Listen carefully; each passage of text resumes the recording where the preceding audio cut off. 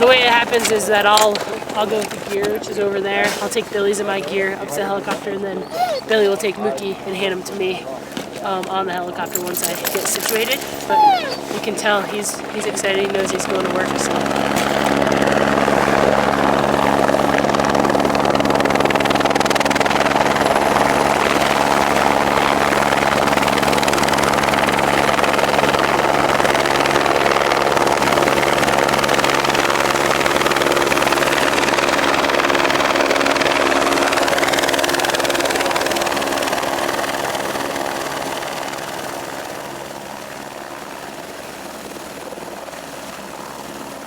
Normal day is, I wake up in the morning, I get ready and then get his vest out. He hates putting that on, so that takes a couple of seconds to get him trapped. And put his vest on, give him a treat, and then go in the car and, take the bus from Ford Park to work and get into work. And what do? We go up on the lift, so the gondola usually is what we take up. And from that, we go up to chair 4 usually. Today we rode a different chair. Go up the lift, he runs around a lot while the snowmobiles are driving around, things like that. And then, he kind of just hangs until I take him out every time, or he lets himself out and does his own thing, so.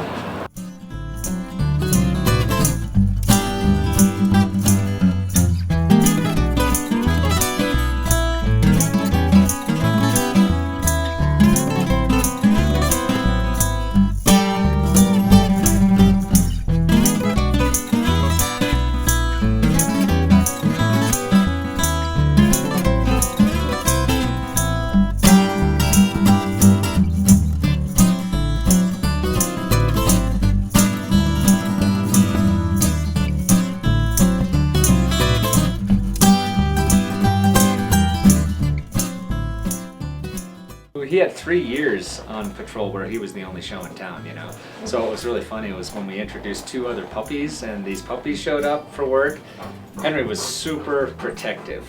And these other puppies want to play with him, right? And he tore into both of these dogs multiple times when they showed up to let them know that it's different up here when you're working on the hill and when you put the vest on. At least that's the take that I got. Once the dogs started having that respect, especially when we go out to do drills and the other dogs are watching, then they started getting along, and now they're like best friends.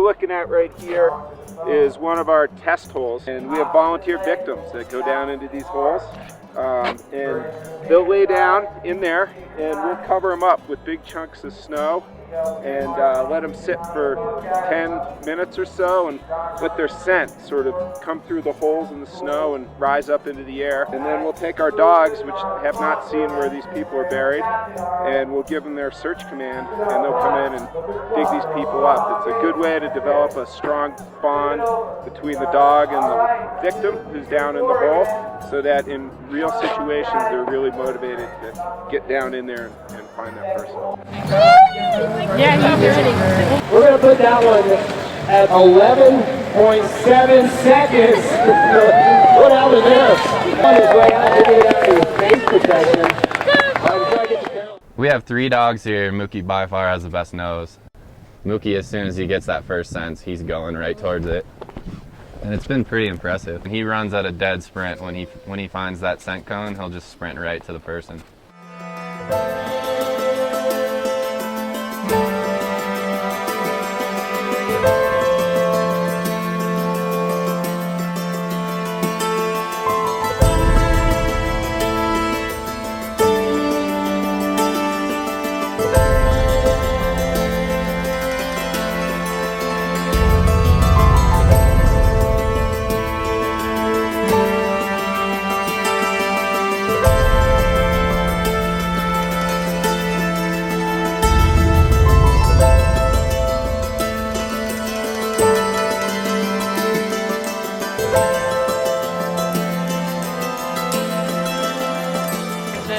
whole scenario is to bury between 1 and 3 people, and you have to find them in under 20 minutes, but you don't know how many people they have buried.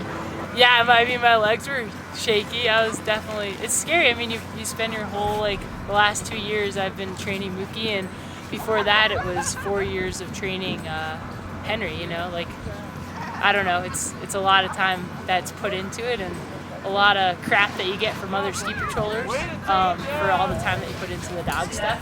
So then we'll hook this on here, like that. And then he can't really trip on then he can't trip on it. He kind of can, so just be aware of it, but maybe do a wrap like that, and then you go, and if you drop, you still hold it. It all builds up, and you want to do really well. You kind of have a lot of pressure on you. The fact that Mookie hasn't had a chance to do a real rescue yet is probably not any kind of an issue at this time, because the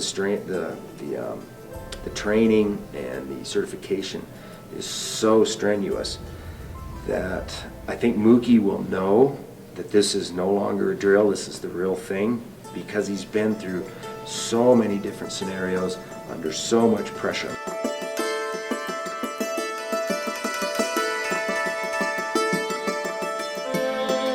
Susan's very big into, if they do a big drill one day, give them a day off, or, you know, take it easy on them, don't do drills every day.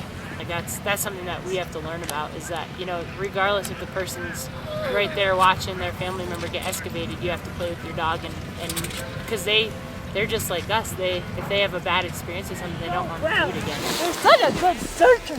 You're such a good searcher. You're such a good. Okay, Mookie. Yeah, he probably. You're so strong. So in these situations, they're running on pure adrenaline throughout the entire event, from the moment they get the call until that person gets hopefully safely off to wherever they're supposed to go. Animals suffer from post-traumatic stress syndrome just as much as people do. It's a very complex disorder, but the simple facts are, if you get stressed up, your body goes into a fight or flight mode, which gets your adrenal glands activated. That's what gets you out of a dangerous situation, but it's also what allows you to lift that 2,000-pound car off your 6-month-old child. But then you also throw into the equation that Mookie's owner, Caroline, may not necessarily be the handler on a specific incident, which is somewhat akin to Mookie having 2 wives. And how do you answer, and how do you balance those 2 handler-owner problems? So Mookie has to not only be able to do his job really, really well, find somebody buried underneath the snow, and the dogs understand what's going on, and they understand the difference between somebody that's dead and somebody that's alive.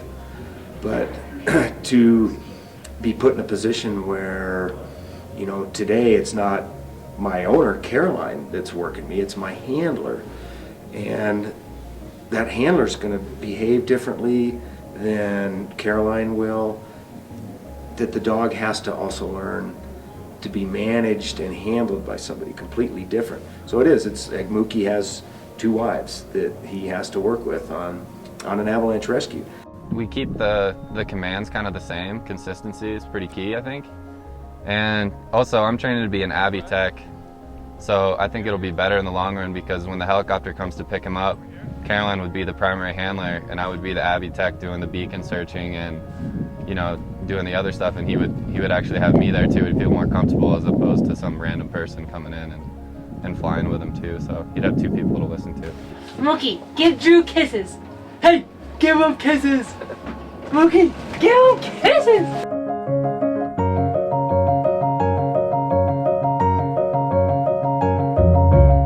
I got them from K&R Labradors, this lady named Roxanne, super awesome lady, and there's a few different tests that you can run to see if a dog's going to be, you know, service worthy, I guess is what it is, and I asked her to do them. Loud noises, if he fetches things like that. There's a few different tests.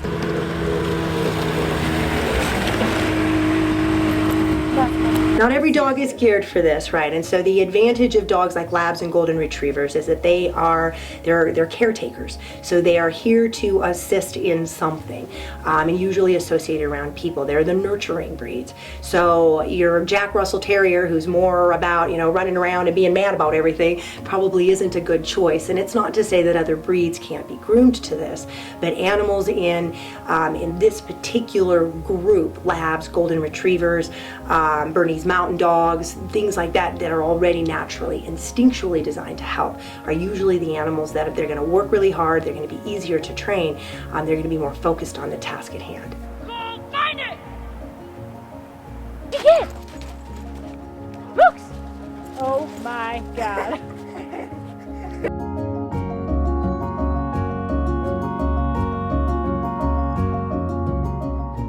And Avalanche dogs specifically seem to have nice demeanors. They like people. They know they have a job and they've been trained to do it. And the whole thing is, people like dogs, and so you see a dog working and you see the skills that it has. It can find somebody buried underneath the snow. People just love it.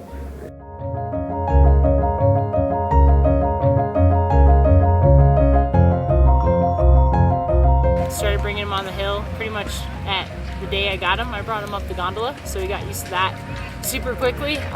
He's never had a problem with getting on or off the gondola. He likes it the best. He sleeps on it, looks out the window.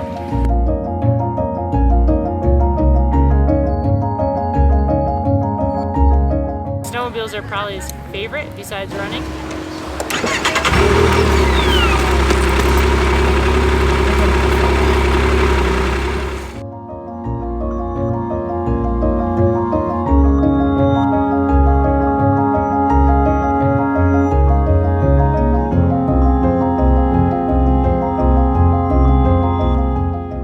Isn't very good on the chairlift. It depends on if he's really tired or not, but he kind of stinks on the chair. All the other dogs are awesome though. Henry and Rocky just hop right on. He just does. I think he's scared of heights, or he just wants to go run.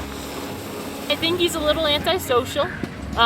People think he's depressed all the time, but I think he's just happy all the time, kind of checking things out. I think he's super smart. He's way different than the other dogs, like Henry and Rocky love the attention, the petting, things like that.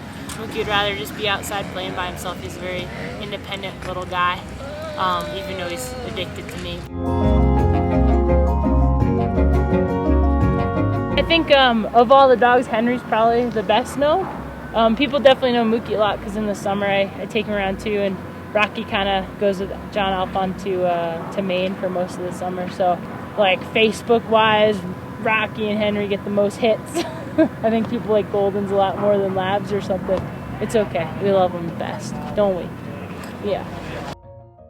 Henry's very trainable, He was a good dog to start with for a couple of reasons. One, because he's super friendly and he doesn't have a mean bone in his body, and so I was never concerned with little kids in ski schools coming up yanking on his ears and things like that. It never even crossed my mind that he would snap on at a kid or anything that would misrepresent the red vest that he's got on.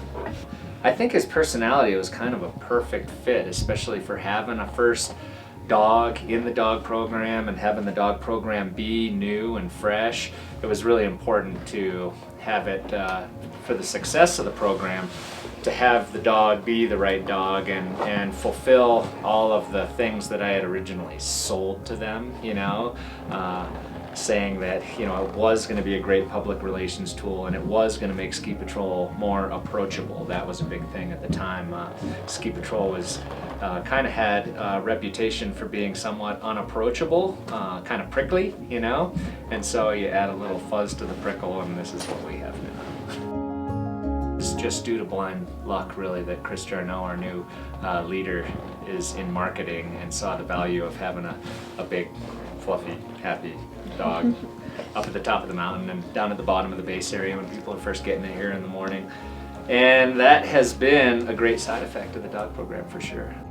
The main benefit that we get from it on a year-to-year basis is the interaction that it allows us to have with the local schools and these kids that are growing up in the Vail Valley, and they are now going to be those 16, 18-year-old kids that are charging around the hill, and they're starting to compete in big mountain comps and everything else, and they're, you know, the cool kids, but they start off as the 3rd graders and the 4th graders and the 7th graders and all these kids that we go and talk to with Henry. And so it gives us an in, you know, and it makes us cool to these kids. We show up and they're like, oh my God, Henry the dog, you know, and he's got trading cards and Twitter accounts. These little kids are our ambassadors on the hill, and it's terrific. And they grow up with that already kind of installed in them. That can go a long way, and it gives us another venue to get the information out there. Well, the dogs are part of a big picture. It's great to have avalanche rescue dogs, because not everybody that's going to get caught in an avalanche has an avalanche rescue transceiver. They may not, their partners may not have shovels and probe poles. They may not have a reco unit that a search and rescue team can bring in to help find somebody underneath the snow. So to me, it's critically important that the ski areas have avalanche rescue dogs. Because if you're driving a car, your avalanche beacon isn't on. Or if you're snowshoeing up on the top of the pass, you may not even think that you need an avalanche beacon. But it doesn't mean that you can't get buried in an avalanche. And that then leaves the dog as your only chance of survival. What you got there, buddy? Huh? What you got? Oh, good dog. Oh, good dog. Good boy. Good boy. I got one victim over here. Can I get a shoveler?